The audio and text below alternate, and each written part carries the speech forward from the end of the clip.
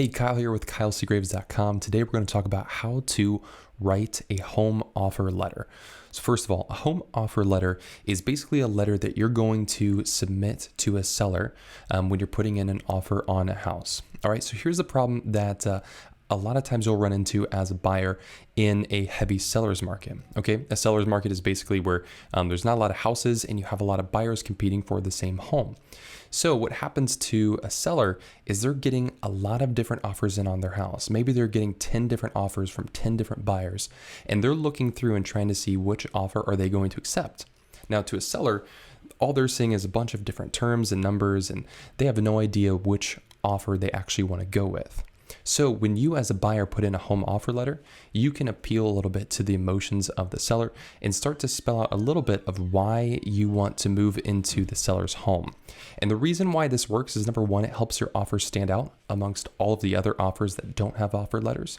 And two, think about the seller like yourself. Like most of the time, we don't want to just get rid of a house. There's a lot of memories that have been created by the seller, and they want someone to also care for that home when the next owner has it. So an offer letter helps you spell that out a little bit. So let's walk through how to write an offer letter to make sure that it has maximum impact on helping your offer stand out amongst the competition. All right, so number one, you want this to be handwritten and at most one page. All right. Don't make it seem like this is just something you copy and pasted over to a seller, because if they take a look at it, they're just going to throw it away. Make sure it's handwritten so it communicates the emotion and the thoughtfulness you have, and make sure it's only one page. A seller is not going to spend a bunch of time reading this. So one page max. All right. Also, you want to talk about you and your family. Don't just talk about the home. Again, we're wanting to appeal to the seller's emotions and the idea that they want to have this home be cared for by a family who needs this home, who really wants this home, who's planning their future in this house. So explain a little bit about who you are, about your family. Maybe include some family photos if you'd like to, so they can kind of put a picture to the family as well. All right. Also explain the main benefits that you and your family would get from this. Maybe the large kitchen is where you're going to plan on having family get-togethers at night or holidays and invite people over. Let the seller know how you're planning on using the home, especially from an emotional context, and how it's going to benefit you in the future if you move in. Also, point out the home's characteristics, especially any projects that the seller worked on. All right, so this is where we're kind of showing how much we really like the house based on the characteristics of the home. So, maybe you've always wanted to live in this neighborhood as a child growing up, and you're so excited this home finally went on the market that's something that was in your pricing bracket.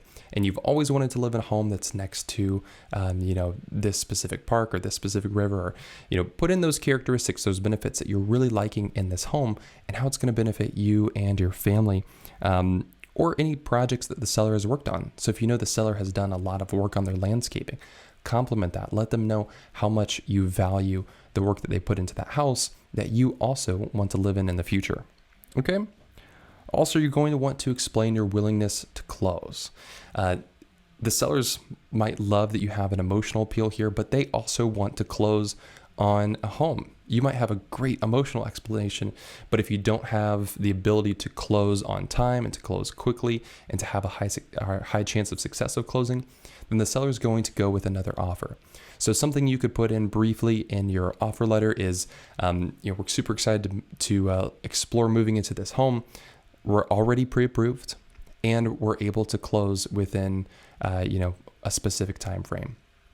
Or let them know that we're ready to close as soon as you are ready. That way, the seller knows that if they move forward with your offer, there's a high chance of success of it closing, and that you're really motivated to move into that house. Okay. Also, something else is explain your bid, especially if it's low. So when you're putting in a home offer letter, beneath that is going to be the contract offer that you're going to submit as well. That's showing the purchase price that you're wanting to submit for the house, any credits that you're asking for, timelines, and everything like that. So if the home is listed for $200,000 and you come in at $190,000, go ahead and explain in a very polite way your pricing. Give some context to the price. Often what happens is when people put in offers, it's just black and white. It's just numbers. And so the seller sometimes can see that and then feel a little off, or maybe they feel like you're not respecting them as a seller if you come in low. But if you explain some context with your pricing, you might be able to help ease that a little bit.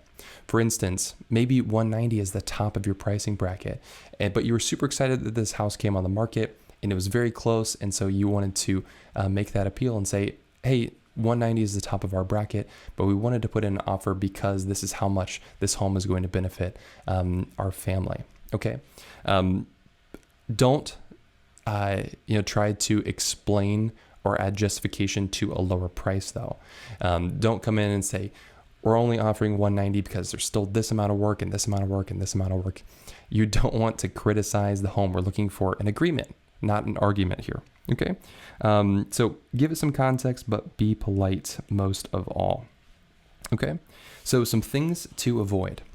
Number one, avoid talking about things that you want to change. So if it's a closed floor plan, don't talk about how you want to tear down walls to make it an open floor plan. They don't want to hear about that. That's just seen as negative. Only talk about the high points, the things that you are excited about with the home, things that you love and how it's going to benefit you. Focus on that. Don't focus on things that need to be changed or things that you need to move or rearrange for your family. Okay.